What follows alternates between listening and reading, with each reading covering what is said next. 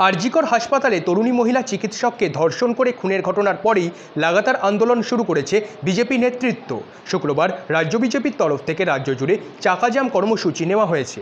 এদিন পূর্ব মেদিনীপুর জেলার বালিঘাই বাসস্ট্যান্ডে এগরাকাঁথি রাজ্য সড়কের ওপরে প্রায় 1.5 ঘন্টা পথ অবরোধ করে বিক্ষোভ দেখালেন বিজেপি নেতাকর্মী ও সমর্থকেরা। সেখানে উপস্থিত ছিলেন এগরা 2 পঞ্চায়েত সমিতির সহসভাপতি শীতাংশু জানা, জেলা কমিটির সদস্য টুকুরানি পানিকরাহি, অমলেশ পাহাড়ি, সাগরজিৎ ও অন্যান্য নেতৃবৃন্দ।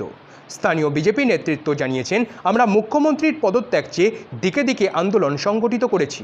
আমরা সবাই বিচার চাই, পাশাপাশি মুখ্যমন্ত্রীর পদত্যাগ চাই। ব্যুরো রিপোর্ট, সংবাদ শিরোনাম। এই কর্মসূচিতে আপনাদের অংশগ্রহণকে আমাদের ভারতীয় জনতা পার্টির পক্ষ থেকে অভিনন্দন এবং শুভেচ্ছা জ্ঞাপন করছি। হিন্দুরা মানে এটা 26, 32, 30-এ যখন আবার লোকসভা ভোট হবে, হিন্দুরা আমরা এক হতে থাকতে পারবো না। সেই বাংলাদেশের মতো হিন্দু হত্যা চলবে।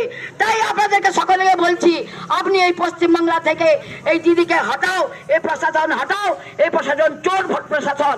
13 বছর কোথাও কিন্তু ভোটাভুটি হয়নি।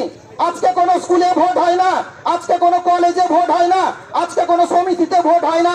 গণতন্ত্রকে যারা অবরুদ্ধ করে রেখেছেন, আজকে শিক্ষা জেলে, আজকে স্বাস্থ্য জেলে, আজকে খাদ্য জেলে, আজকে পুলিশ মন্ত্রী, স্বাস্থ্যমন্ত্রী, আজকে মুখ্যমন্ত্রী, তিনি একজন মহিলা, অথচ মহিলাকে সুরক্ষা দিতে পারেন না, শুধু মিথ্যে কথা বলেন।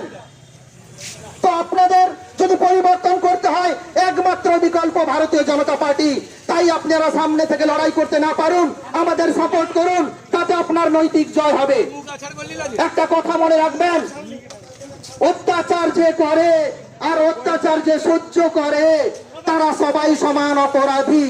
তাই আপনারা গর্জে উঠুন, ভারতীয় জনতা পার্টির হাতকে শক্ত করুন।